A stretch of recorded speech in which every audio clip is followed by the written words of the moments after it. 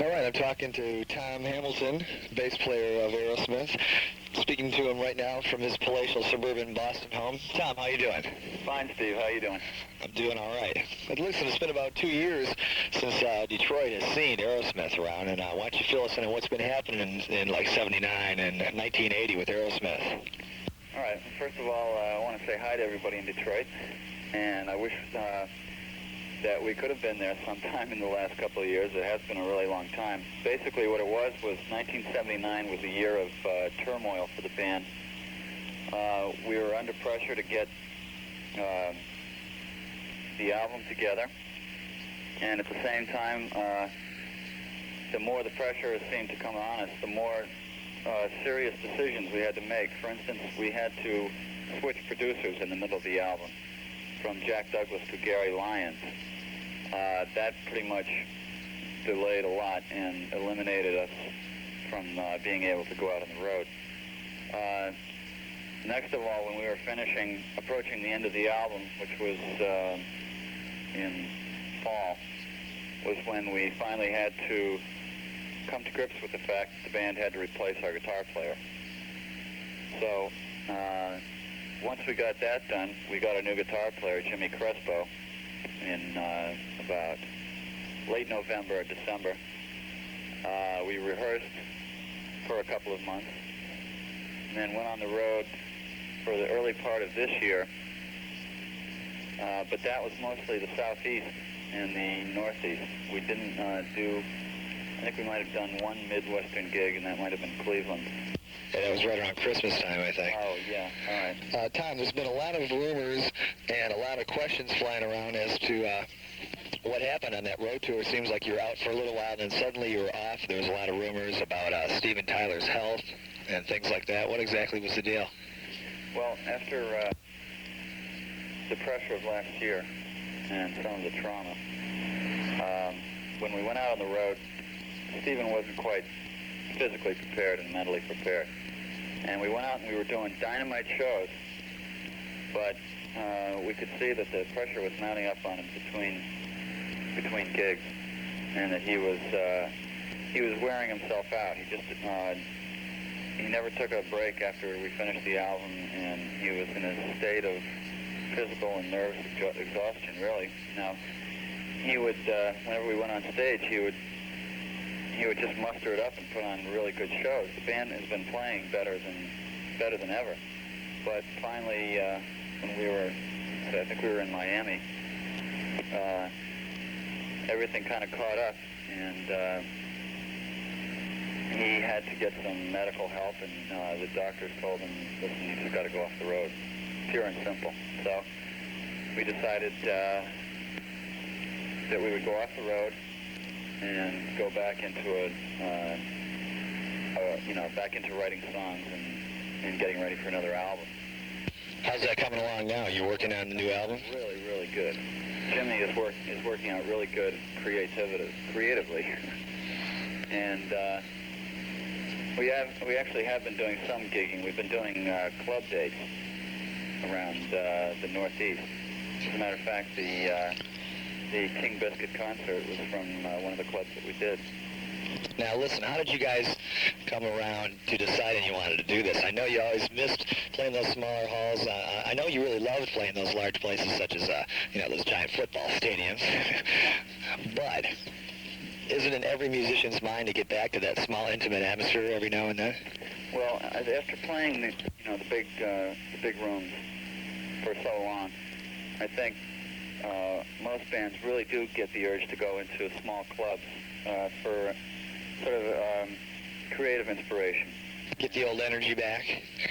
Yeah. Feel the sweat? Being able to be that actually right up to the crowd sort of rekindles the original, it's hard to explain. Yeah, just that energy. It's just between the audience and the band, and playing the club can really reconnect that. And it's just that wall-to-wall energy when you get all those people just packed in there, and the beer flowing, and the energy, and people cheek to cheek. That's definitely it. Well, it's almost like for instance, in a concert, which we really enjoy doing. Our favorite kind of touring is definitely concert touring. it's kind of a situation in a concert where the band is up on stage and then the audience is down there and out a few feet. But in a club, it's like everybody's in the same place. It's almost like the band is really right in the whole same sphere as the audience. Right, it's like you're at table 4 and the audience is at table 3 and 5. Yeah. So how did the actual idea for this one come down? Who thought of it, and how did this actually come about? Well, the band was in the process of writing, and we realized that, okay, we've done 2 or 3 months of rehearsing and writing. We've got to get out and tour. But number one, we wanted to just do clubs. And number 2, we didn't want to have to take the whole operation, the 5 semis, the 30-man crew and everything, reassemble the whole thing to go out and tour, because it would have cut off the momentum we had built up as far as writing material. So we said, well, how can we, what's a good way that we can still gig, but keep it in the Northeast and keep it on a level where we can just go out and do a 3 or 4 day shot and then come right back to the rehearsal hall. And so everything worked really right together, because with a club we only need our basic crew. We don't need as big a sound system. We don't need as many lights. The operation itself is much simpler as far as going out and doing, say, a 3-day club thing and then coming right back in. Yeah, right. And there it was. Right. About what time of year was this time? Was this earlier this spring? No, this has all been in the last month and a half. Oh, yeah? We did a bunch of gigs in New York State, down in Long Island and just north of the city. And then we did New Jersey. And we came up and did some clubs around Boston. And then the last ones we did were Stage West out in Hartford, which is where this King Biscuit concert is from.